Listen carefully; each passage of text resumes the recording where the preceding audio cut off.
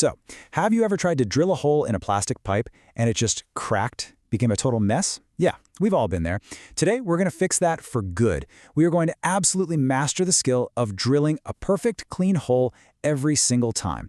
It's one of those skills you need for so many DIY projects, and you'll see in a minute there's a really cool reason to get this one right. I know what you're thinking. Why on earth would you take a perfectly good brand new pipe and immediately start poking holes in it? It seems kind of backward, right? Well, stick with me because there is an amazing and surprisingly green reason we're doing this. And this is it. This is a worm tower. It's basically a brilliant, super low-tech machine that you can build yourself.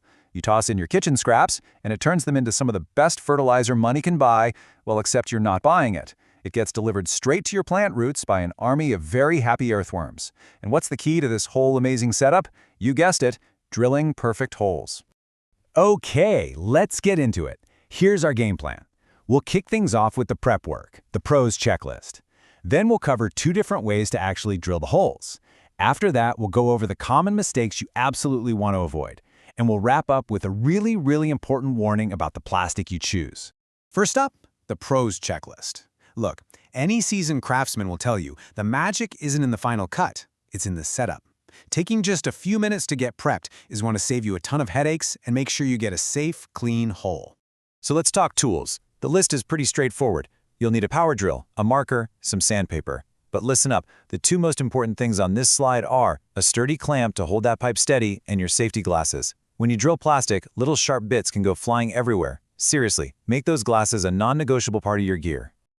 All right, let's walk through the setup. It's just 3 easy steps. First, measure and mark your spots. Take your time, be precise.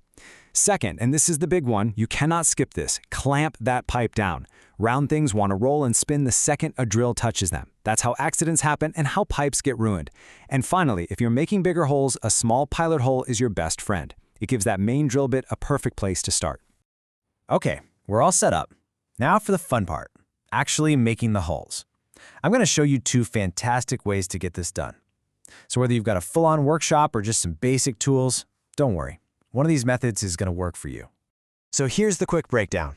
The power drill, that's your go-to for speed and precision. If you're drilling a ton of holes, this is the way. But the no-drill heat method, that's a clever, old-school technique that works surprisingly well if you don't have power tools handy. It's all about being resourceful.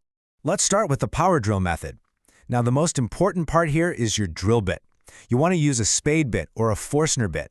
See, these are designed to shave the plastic away, giving you a super clean hole. A standard twist bit can grab and tear at the plastic, and that's when you get cracks. The technique is just as important. Put the bit on your mark, start the drill slowly just to get a little groove going, and then you can speed up with steady pressure. Let the tool do the work for you. And when you're done, a quick once-over with sandpaper will give you a nice professional finish. And check this out. This is the low-tech way. All you need is a piece of scrap metal pipe that's about the size of the hole you want. Carefully heat one end over a flame, and please use tongs and gloves for this part. Then you just press it firmly onto your pipe. It'll melt a perfect hole right through. You will get some melted plastic, it's called bevier, around the edge, but you can slice that right off with a utility knife. Pretty neat, huh? Okay, so now you know how to do it right. But it's just as important to know what not to do. Seriously, avoiding these common slip-ups is what separates a pro job from a frustrating mess. Think of this as your what not to do list. We've hit on some of these already, but they're worth repeating because these are the top reasons a project like this goes sideways. Using the wrong bit, pushing way too hard, and not clamping the pipe down. Those are the top 3 culprits for cracked plastic, for sure. Drilling too fast right at the start will make your bit walk all over the place. And of course, forgetting to clean up those edges just leaves you with a sloppy finish. So, at this point, you've totally mastered the technique. You're ready to go build that worm tower. But wait, we need to hit pause for just a second and talk about something really critical that most guides just don't mention. And that's the type of plastic you're drilling into. And this quote right here, this is why we're pausing.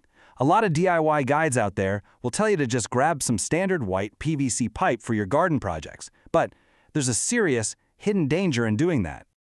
Okay, so here's the bottom line. PVC, that's polyvinyl chloride, was never designed to be put in your garden soil, especially not where you're growing food. When you drill into it, you're creating all these raw, exposed edges, and those edges can actually leach a chemical called vinyl chloride straight into your soil. From there, it can get sucked up by the roots of your plants, and trust me, that is a chemical you want absolutely nowhere near your dinner table. But don't worry, there are fantastic, safe alternatives. What you want to look for are pipes or even food-grade buckets made from HDPE plastic. You can spot it by looking for the number 2 recycling symbol. It's a much more stable, food-safe material.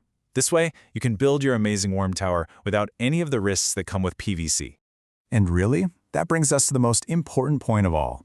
Getting good at a DIY skill is awesome. It's rewarding. But using that skill with knowledge and a little bit of foresight, that's what makes a project truly great. By choosing the right technique and the right materials, you're not just building a cool worm tower, you're building a better, safer garden for you and your family.